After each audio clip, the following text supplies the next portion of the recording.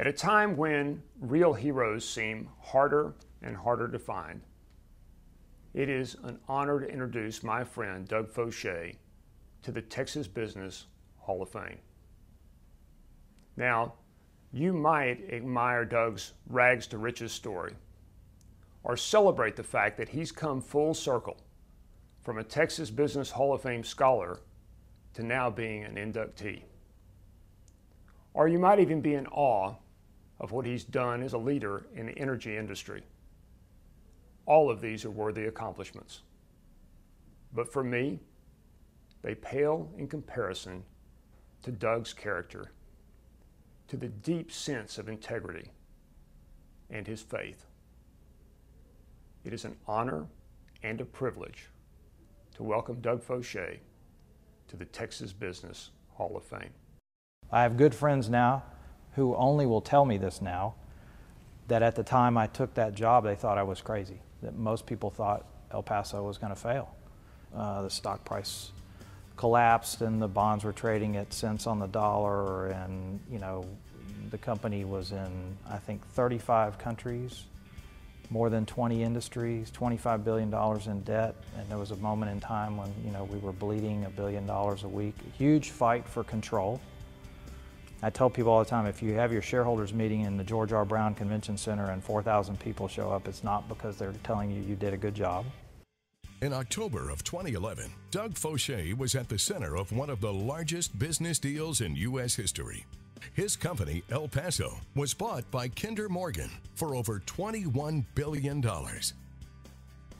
I think it starts with being really clear about what your values are, being really clear about why the company exists, and then organizing a group of people around a vision for what it could be and getting everybody going in the right direction. He turned that around with leadership. It was not financial engineering. It wasn't any kind of great, cutting a lot of costs to make the numbers look better short term. He turned it around with leadership. His turnaround at El Paso should not have been a surprise. At a young age, he had made his mark at Torch and Nuevo, and then in 2001 was asked to lead Halliburton when the energy services giant was reeling in litigation. I think at the peak we had 440,000 individual lawsuits against the company around asbestos. On the other side of the table from you are the 35 or 40 largest plaintiff lawyers in the world, all of whom want to maximize what they extract out of the company. And on our side of the table, we had a small group of people. I got to be a part of that team, and it was really simple. If we figure out a way to solve the asbestos problem in a way that allows our company to survive, there's $10 billion worth of shareholder value sitting on the table, or pick a number, but a very, very large number. And if we don't, the company fails, and the 106,000 employees that we have who depend on their pension and depend on the livelihood of this company, it's all at risk.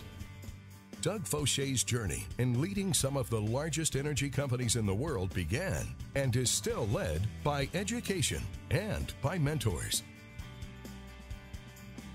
When I was a kid in the summer, you could stay for free at Holiday Inn if you were under 12. And so I would go on these trips with my dad. And I learned from him early on what it's like to work hard. He drove 60,000 miles a year in a white Impala. How you treat a customer and what it's like to be a customer-centric person, and attention to detail. And he would, throughout my career, even though he had no frame of reference for what a fancy banker would do or a CEO, he had great words of wisdom for me, and he was a great mentor. This attention to detail was a skill Foshee would dearly need as he took a call from the Federal Reserve asking if he would help with the survival of another company, AIG. It was 2008.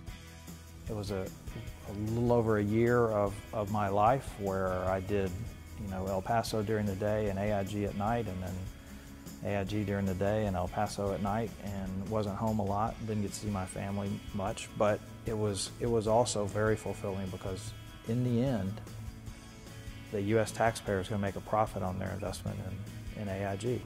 I married way above my head And so my partner's in the audience tonight, and she's my best friend on the planet. And so when I go to work, I know that if I succeed or fail in this thing called business, it's important to me.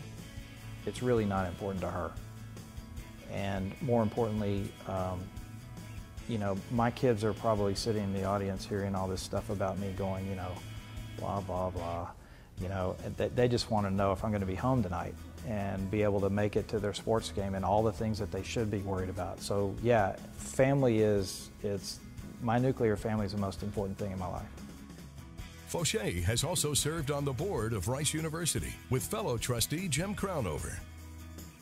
He's been a trustee for 8 years, 8 wonderful years. He chaired the Building and Grounds Committee that spent $800 million of our money, always on budget and on time, for buildings at Rice. It was a very, very consequential growth period for Rice. He recognizes that anything is possible in life if you go out and get an education and apply yourself.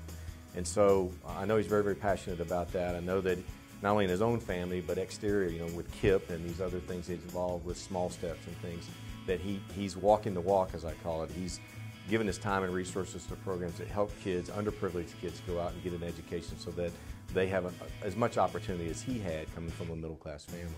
And while he is mum on his future business endeavors, industry leaders think that Doug Foshee's journey is not complete. I think that his skill set translates across, you know, it's a lot broader than just business. I mean, it works well in the community, government, academia, not-for-profit. So I'm not sure, that's a question for him. I'm not sure where he shows back up, but I can't imagine him retiring and being a full-time fisherman. From Texas Business Hall of Fame scholar to Texas Business Hall of Fame inductee, please welcome Doug Foshee.